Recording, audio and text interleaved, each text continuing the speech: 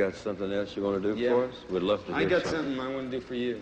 And I Okay. think it's something that you and I and everybody here can understand. It's an Englishman wrote it, but it's the middle word in life in the English language, and it's called if. If is the middle word We in got a life. special spot for you. Dennis Thank Hopper, you. ladies and Thank you. gentlemen.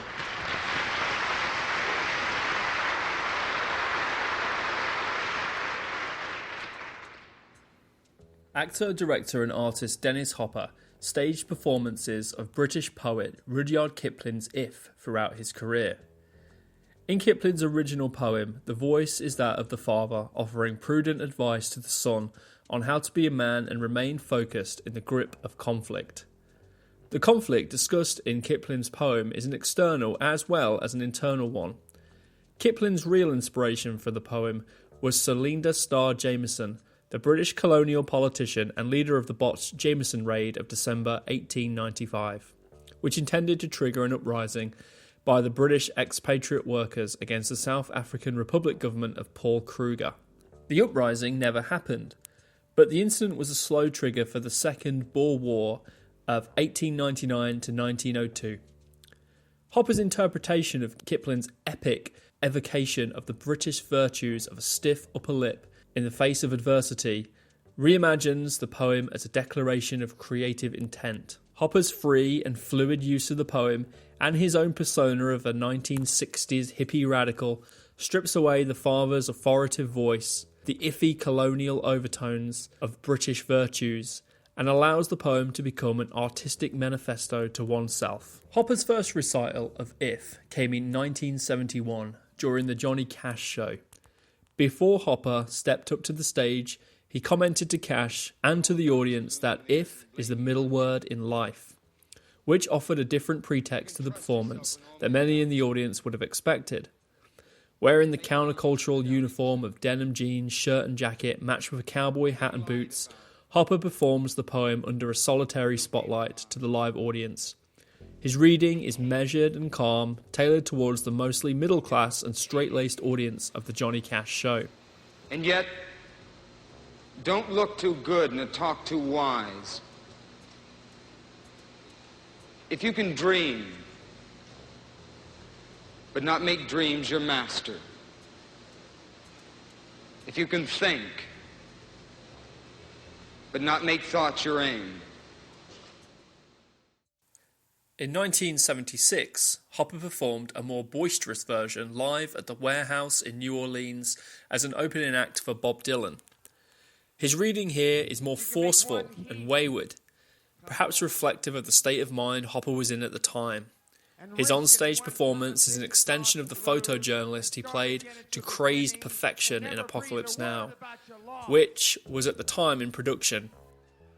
The lines he reads: if you can force your heart and your nerve and your sinew to serve your turn long after they're gone, and so hold on when there's nothing in you except the will which says to them, hold on!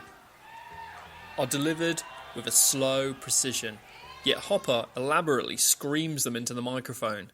The audience whoop and cheer him on, giving the reading all the feel of a beat poet performance or an early example of slam poetry.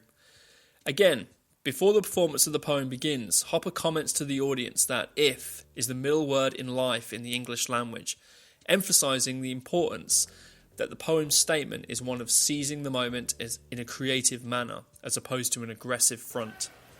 And treat these two impostors just the same.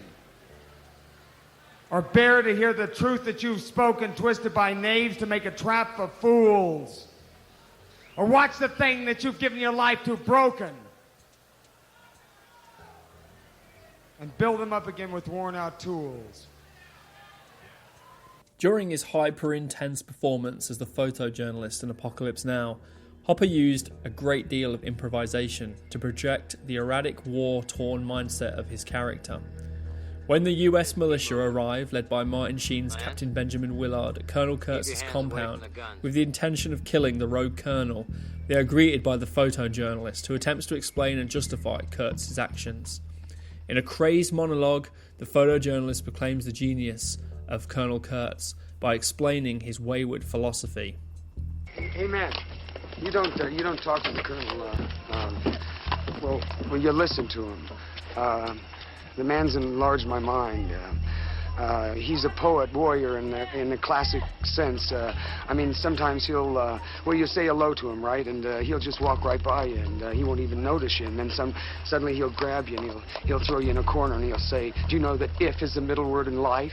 If you can keep your head when all about you losing theirs and blaming it on you, if you can trust yourself when all men doubt you. I mean, I can't. I'm a little man. I'm a little man. He's a great man. I should have been a pair of ragged claws scuttling across floors of silent seas. I mean, Stay with the boat.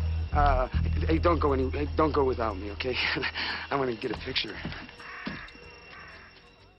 Here, Hopper employs Kipling's if in the contextual manner in which it was originally written, praising the actions and guile of a strategic military officer.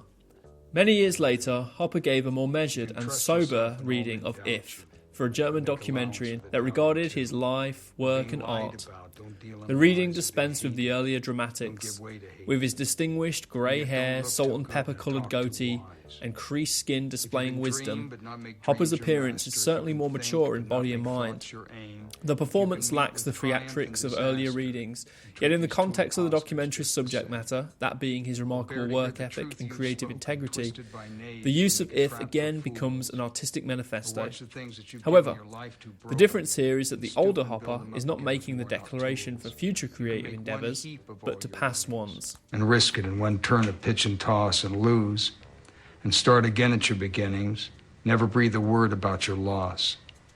If you can force your heart and your nerve and your sinew to serve your turn long after they are gone, and so hold on when there's nothing in you except the will which says to them, hold on. Despite the odd colonial subtext of Kipling's poem, it's fitting that Hopper chose to use it as a way to clarify his own creativity. There are two stanzas that stick out the most from the poem as a whole and relate to Hopper's life and work. During the first reading of If on the Johnny Cash Show, Hopper had just released his second directorial film, The Last Movie. Despite the film's artistic merit, the non-linear narrative and experimental approach to visuals and sound was deemed far too difficult for conventional Hollywood audiences. Two lines from Kipling's poem. If you can meet with triumph and disaster, and you just treat these two imposters just the same. Wonderfully reflect the triumph of Easy Rider and the perceived disaster of The Last Movie. Easy Rider's success allowed Hopper creative control and final cut on The Last Movie. He chose to take the relatively straightforward screenplay conducted by himself and Rebel Without a Cause screenwriter Stuart Stern, and produced a shocking and destabilising art film. His triumph in artistic freedom was also his disaster in commercial terms. Yet, as the poem states, Hopper treated these results the same. He staunchly stood by his films. Dennis Hopper lived the artistic life. He filled his waking moments with all levels of creativity, from acting and directing, screenwriting, photography, art, sculpture. Even his art collecting was a method to add artistic credence to his life. In a short documentary produced in 2007, Hopper explained that, I mean, as an actor, I read a book called 6 Lessons in Acting by Richard Boleslavsky. And in it, he says, have you read the great literature?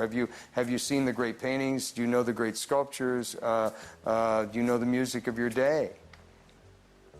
Because to be an actor, you must know all about art.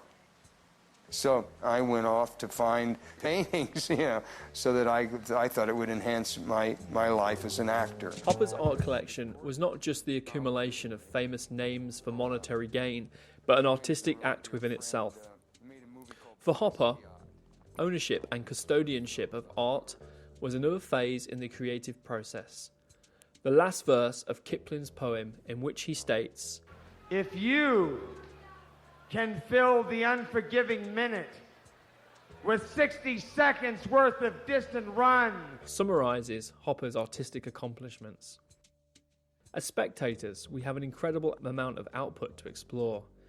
Hopper's work in film is the most obvious point of entry, but recently discovered photographs taken in the 1960s are brilliant documents of the era that show Hopper had an eye for capturing social and cultural importance. His rediscovery as an artist is still ongoing. The full distance has yet to be run. Dennis Hopper's lifetime was an experiment in constructing a truly inspired, transcendent and artistic existence. If, the poem, and as we are continually reminded, the middle word in life, was seen by Hopper as the continuous possibility of what ifs. Yours is the earth and everything that's in it. And which is more, you'll be a man, my son, which is male and female. Thank you very much. Nice to meet you.